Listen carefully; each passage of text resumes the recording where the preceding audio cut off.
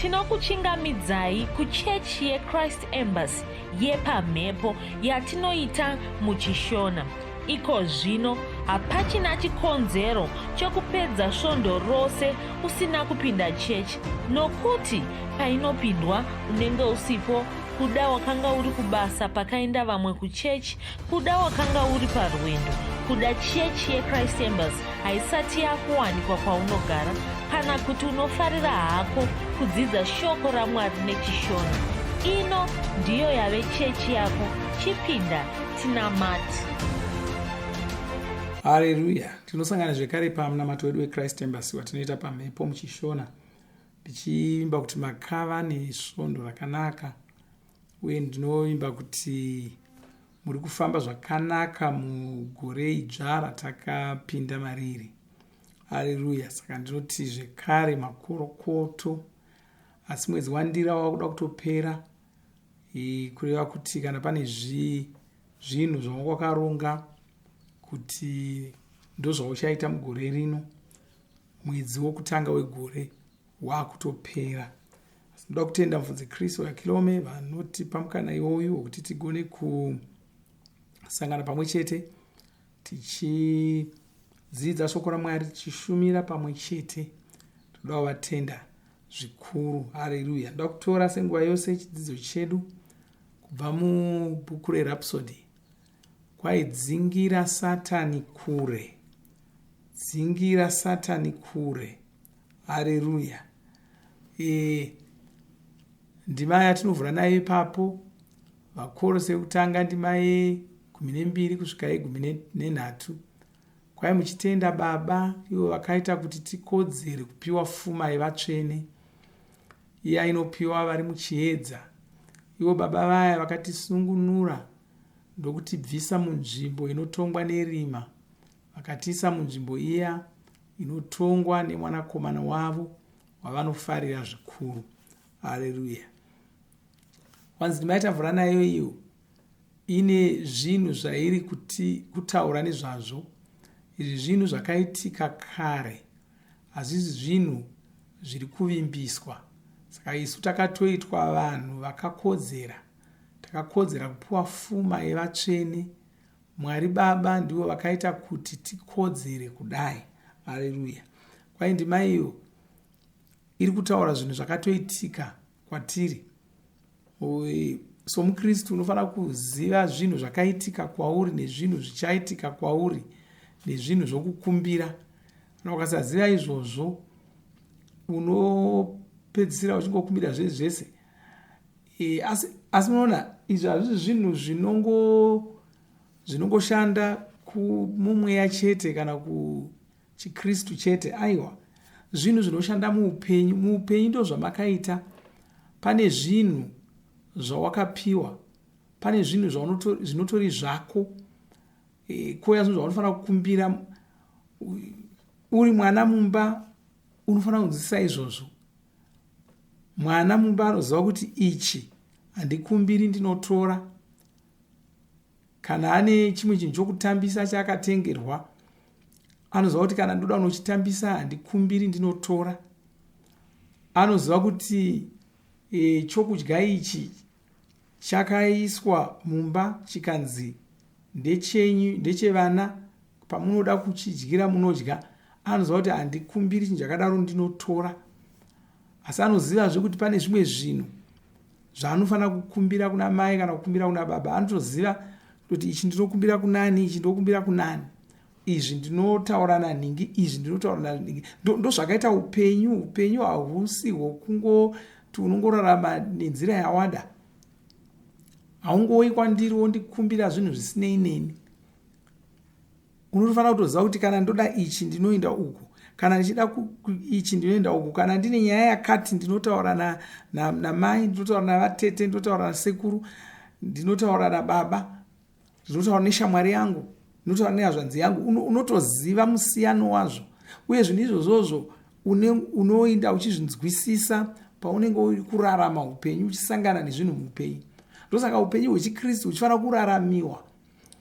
Nokuti haungoti ndaponeswa nhasi wotowana ndima shoma shoma dzawaziva wotofunga kuti wakutoziva zvese. Hongu paunenge uchikura, imwe mitemo iyoyi ingasanyanya kukusunga zvakanyanya, nokuti Mwari vanenge vachinzwisisa kuti uri kukura. Haleluya. Mwari vanenge vachinzwisisa kuti uri kukura.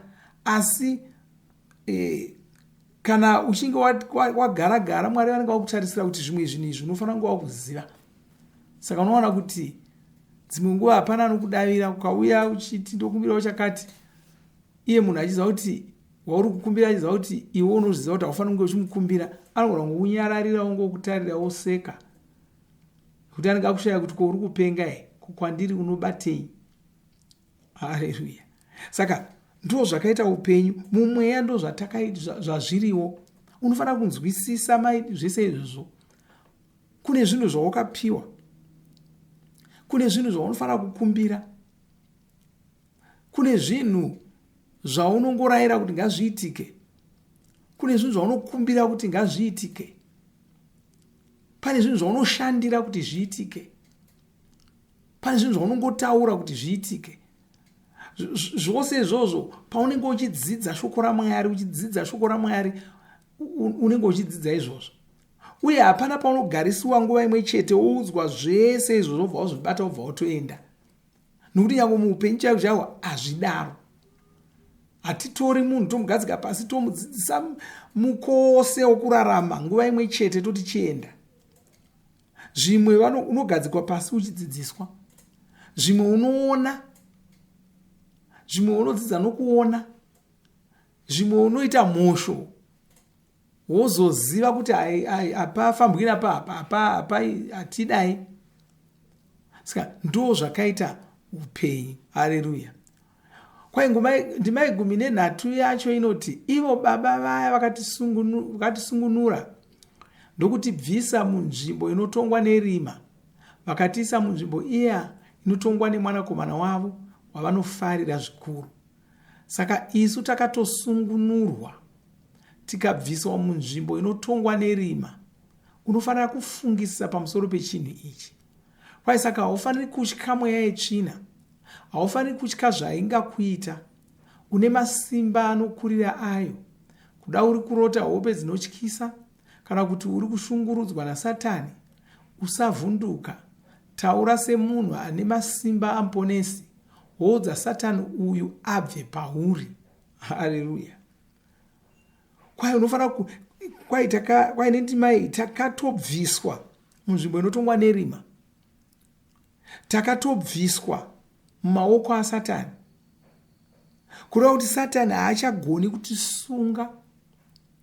Kuna vamwe vanongofunga kuti vari panhamo naSatani.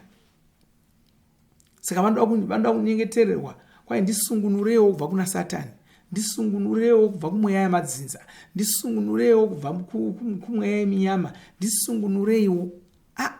Kana uri muKristu hauchafaniri kutsvaka kuti ndisungunureiwo. Wakatobviswa munzvimbo ine mweya yamadzinza, wakatobviswa munzvimbo ine mweya yeminyama, wakatobviswa munzvimbo ine zvirwere, ukaiswa munzvimbo ine chiedza, ukaiswa munyika inotongwa naMwari. Wakabviswa munyika inotongwa naSatani, ukaiswa munyika inotongwa naMwari. Satani haachagoni kuyambukira kunyika inotongwa naMwari izere nechiedza kuzokusunga uri ikoko. Zvakafanana nezvinoitika muzinga nhasi.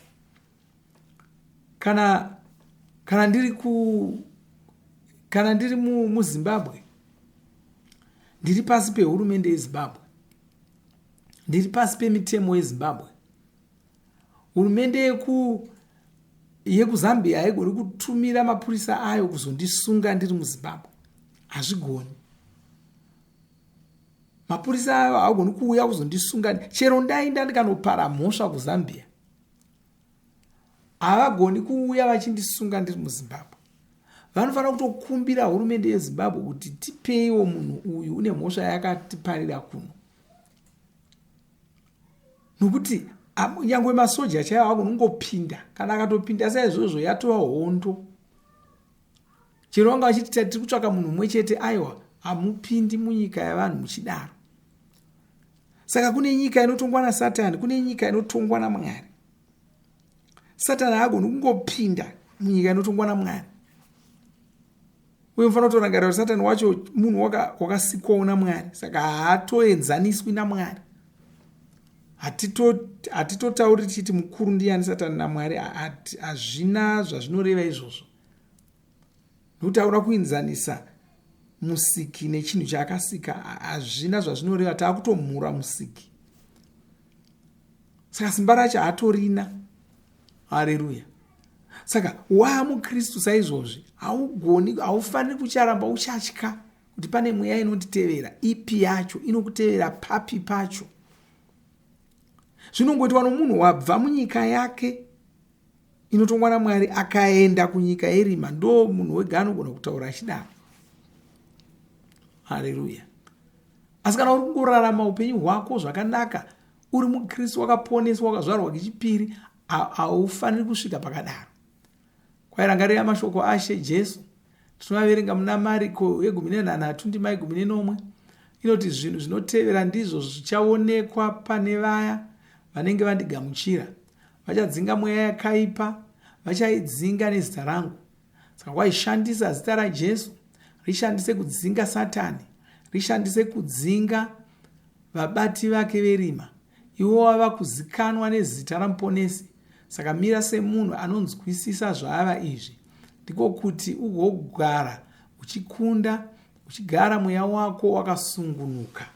Haleluya. Panyama zvokutya kuti ndiri kudzingirwa nemweya yerima, Bhaibheri rinotaura chiti kwanzi vakagamuchira Jesu vachadzinga mweya yetsvina. Unotori mukuru kumweya wetsvina, unogona kutodzinga mweya yetsvina.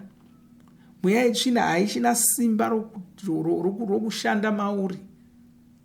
Mweya yemadzinza haichina simba rokushanda mauri. Ndo imwe yemweya yakanzi naJesu dzingai iyoyo. Saka usapota nenyika uchitsvaka kuti ndiani ungandisungunura kumweya yemadzinza. Ndo mweya yawakanzi dzinga iyoyo. Ndo saka takapiwa simba rokudzinga. Haleluya. Hauchafaniri kupota nyika uchitsvaka kuti ungandibvisa munyama ndiani. Mweya uyoyo unounza munyama iwoyo, ndo mweya waunofanira kutodzinga iwoyo. Saka unogona kumira uchiudzinga uchiti munyama ngaubve mandiri muzita raMambo Jesu. Haleluya. Wapedza kudaro wochirarama somunhu anoziva kuti ndapedza nezvazvo, handichina munyama. Chireka kuramba uchataura somunhu womunyama. Chireka kutaura uchiti isu vemunyama, iwe wapedza kuti mweya womunyama ibva. Chireka kutaura uchiti mweya yemadzinza inoda kutikanganisa, iwe wapedza kuti mweya wemadzinza ibva. Wakutoudana futi. Chitaura semunhu akakurira mweya yese iyi. Chitaura semunhu akakurira masimba ese erima. Chitaura semunhu agere muchiedza, ari munyika inotongwa naMwari, nyika ine chiedza. Ndo kutaura kwaunofanira kuita, ndo mararamiro aunofanira kuita iwayo. Haleluya. Rikaiti namate kudai ngoteedzerai munamato watakapiwa pano shure mangu, iti ndigere pamwe naMuponesi. Nzvimbo yatigere ndiyo inogara vanhu vane masimba ose, vanotonga machinda ose, vanotonga masimba ose. Saka ndinotonga Satani, ndinotonga masimba ose erima. Ndinorarama mushoko raMwari, handivhunduki nhema dzomuvengi, handivhunduki manomano ake. Ndinogara ndichikunda muzita raJesu. Haleluya. Regai tingonamata tichitenda Mwari. Balezo drami yakalistraka brogelo gracia leproza drakia bigozilia mardigilo strama shalibra gadimazia male prodiga masi shaligradia dilostri marigonda male kretori straka brojande. Baba ndinokutenda, ndokurumbidzai, ndinoda kutenda nokuti makatiita vanhu vakuru. Makatibvisa munyika inotongwa nerima, munyika inotongwa naSatani, mukatisa munyika inotongwa nomwanakomana wenyu Muponesi Jesu. Haleluya. Nokudaro hapana cherima chinogona kushanda mukati muupenyu hwedu.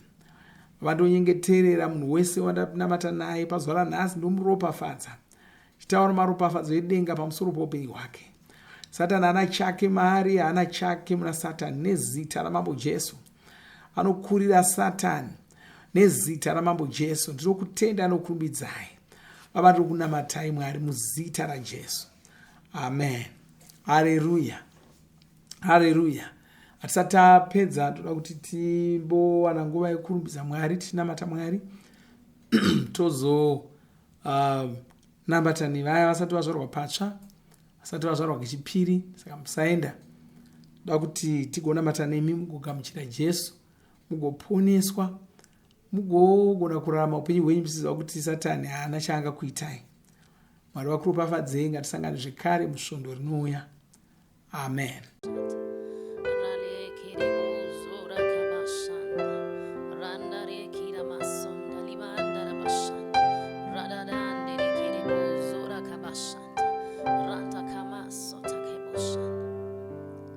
Hakuna mumwe semi makatendeka tendeka, hakuna mumwe semi munoshamisa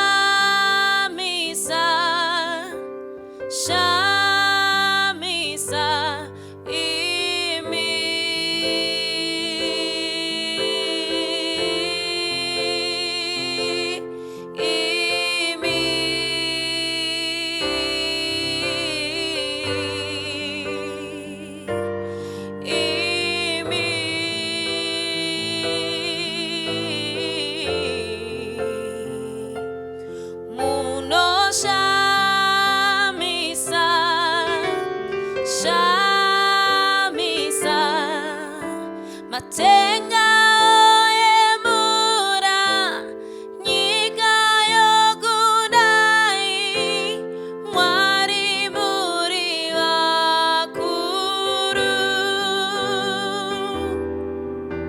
Matenga emura ngirozi dzofukama, mune masimba ose.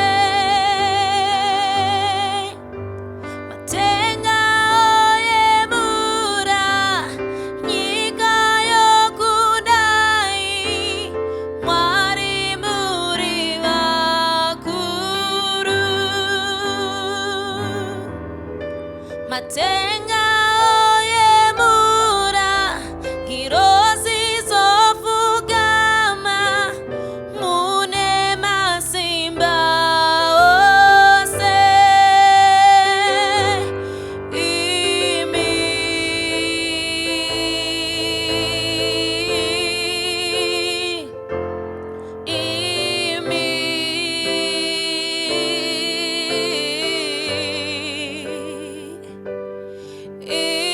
Imi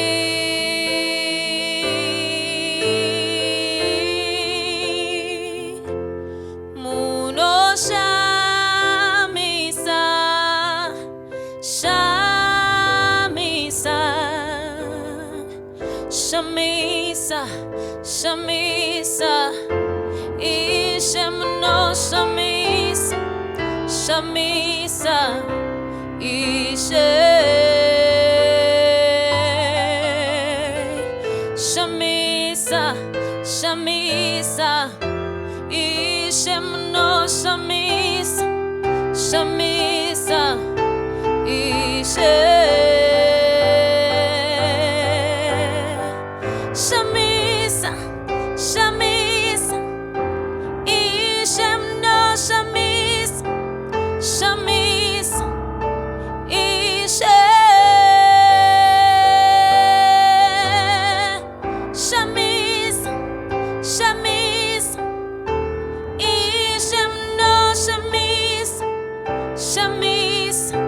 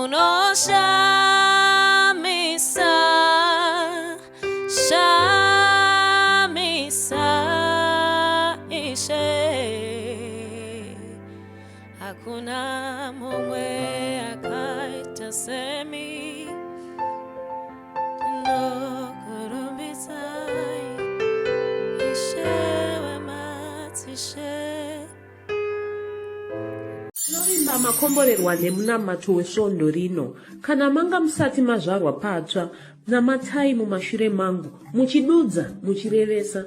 Taurai muchiti, Mwari vari kudenga, ndinouya kwamuri, ndinokoka Jesu kuti vapinde mumwoyo mangu. Ndinokumbira kuti Jesu vatonge upenyu hwangu. Ndinopupura kuti Jesu ndivo vavaishe wangu. Saka ndinogamuchira upenyu usingaperi mumweya mangu. Ndazvarwa patsva, ndava chisikwa chitsva. Ndinokutendai. Amen. Makorokoto mazvarwa patsva, tinokugamuchirai muchechi yeChrist Embassy. Titumirei zita renyu nekwamunogara. Munogona kutumira iri SMS kana WhatsApp pa 0772 215 kana kutuma tsamba pa shonaror@gmail.com.